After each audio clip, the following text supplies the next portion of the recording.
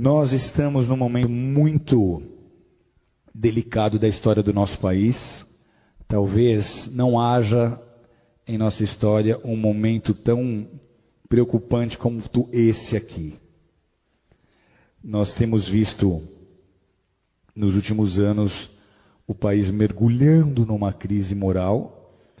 É uma crise financeira, é uma crise política, mas antes de qualquer coisa, ela é uma crise moral. Você que fez o módulo História da Igreja comigo, você já tem mais fundamento e mais discernimento, porque eu te trouxe informações das raízes da maioria dos partidos de esquerda. Eu não consigo entender líderes evangélicos que se dizem marxistas ou socialistas. Por quê? Eu já contei essa história aqui inúmeras vezes. Eu sou descendente de russos e polacos que fugiram da Revolução Comunista em 1917. O meu avô chegou aqui no Brasil 2 anos antes. Meu bisavô, já crente, correu de lá. Por quê? Porque essa revolução, ela implantou o comunismo em muitas nações, como Polônia, como Ucrânia, como Romênia, entre muitas outras, e simplesmente eliminou, extirpou, extinguiu as religiões onde quer que essas nações estejam sendo dominadas.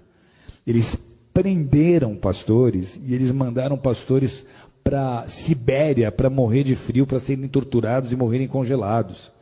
O bloco da União Soviética, ele mergulhou numa densa treva espiritual, numa densa escuridão espiritual por 70 anos. Você chega na Rússia hoje e tenta pregar o evangelho, as pessoas não têm ideia nem de que seja Jesus. E essa filosofia é a filosofia que move todos os partidos de esquerda. Os ideais desses partidos são os mesmos ideais de Karl Marx, são os mesmos ideais de Engels.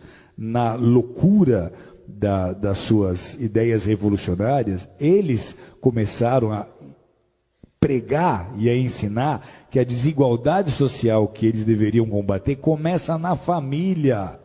Eles começaram a dizer que antigamente, se você lê a literatura que fundamenta as ideias desses partidos, eles começaram a pregar que a desigualdade social ela começa na família, porque lá atrás, segundo eles, quando nós viemos dos macacos, não havia marido e mulher. Todo homem era de toda mulher era de todo homem, e os filhos não eram de ninguém, os filhos eram de todos, como os animais. E todos dividiam e compartilham tudo aquilo que eles tinham. E aí alguns mais espertos resolveram plantar em maior quantidade, ter um gado em maior quantidade para ter uma maior provisão, e para isso eles precisavam de gente trabalhando, e aí eles começaram a tomar mulheres para eles, gerar filhos para colocar como escravo no trabalho. Então eles dizem, a família é a culpada da desigualdade social, e essa é, queira você acreditar nisso ou não, a raiz que movimenta tantas ideias e tantos projetos de lei que tentam sendo aprovados, tentam se aprovar no Brasil, com a intenção de destruir a família tradicional, de destruir a família modelo judaico-cristã. Esses são os partidos, amados, que estão imputando na educação as cartilhas de gênero sexual, como nós temos vendo, de ideologia de gênero. Esses são os partidos que estão apoiando os direitos humanos, como vocês têm visto, que apoia muito o direito do bandido, do assassino, mas não quer saber da vítima. E eles transformaram, nesses anos que estiveram o governo, o Brasil no país que nós somos hoje. Não só mergulhado em crise moral, mas financeira. E por que é importante nós nos posicionarmos agora? Porque de tudo que você já viu, que já veio à tona do que eles fizeram nesses 13 anos, que só comprovou um desgoverno. Porque o compromisso desse bloco não é com a nação brasileira. Eles nem usam a bandeira do Brasil, eles usam bandeiras vermelhas. Por quê? Porque lá em 81, o nosso ex-presidente Lula se juntou com Fidel Castro, eles formaram o Foro de São Paulo. O Foro de São Paulo tinha o ideal, lá em 81, de transformar todas as nações da América Latina em nações socialistas, em nações comunistas, e eles conseguirem, então, unir essas nações e edificar uma espécie de União Soviética na América Latina. Parecia uma ideia utópica, só que olha a que ponto eles chegaram. Então, para esses grupos e para essas lideranças, o objetivo é transformar o Brasil em parte de um Estado maior, essa América Latina comunista. Eles querem que em todas as nações da nossa América do Sul, da nossa América Central, ocorra o que está acontecendo hoje na Venezuela. E esse seria o caminho se nós não tivéssemos vivido as interrupções que nós vivemos. Por que é um desgoverno? Porque os nossos presidentes passados não governaram com o interesse de beneficiar o Brasil, mas eles usaram dos nossos próprios recursos para construir porto em Cuba, para ajudar países na Bolívia, para ajudar países que têm a mesma mentalidade que eles. Então, se nós permitirmos que um partido qualquer de esquerda, com essa mente e com esse coração, suba ao poder mais uma vez, o Brasil não vai resistir. Vocês estão entendendo o que eu estou dizendo? O Brasil não vai aguentar.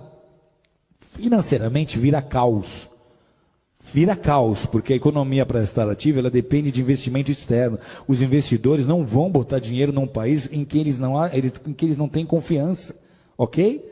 Então, se sobe um líder de um partido desses e ele tenta botar um bom ministro da Fazenda para tentar convencer os investidores de que tudo vai dar certo, isso não vai funcionar. Vocês estão entendendo ou não?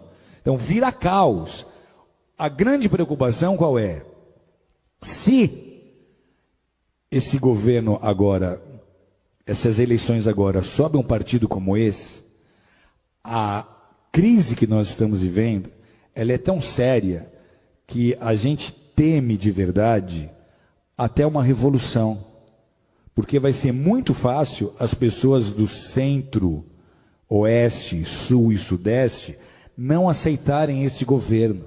Vai ser muito fácil nós começarmos a ver manifestações políticas sérias. Vai ser muito fácil a população começar a exigir uma intervenção militar. Uma intervenção militar era um assunto nem cogitado em rodas de bar há 2, 3 anos atrás, mas hoje está se tornando um assunto em pauta, porque se nada acontecer, amados, alguém aqui conhece alguém que morou na Venezuela, que veio da Venezuela?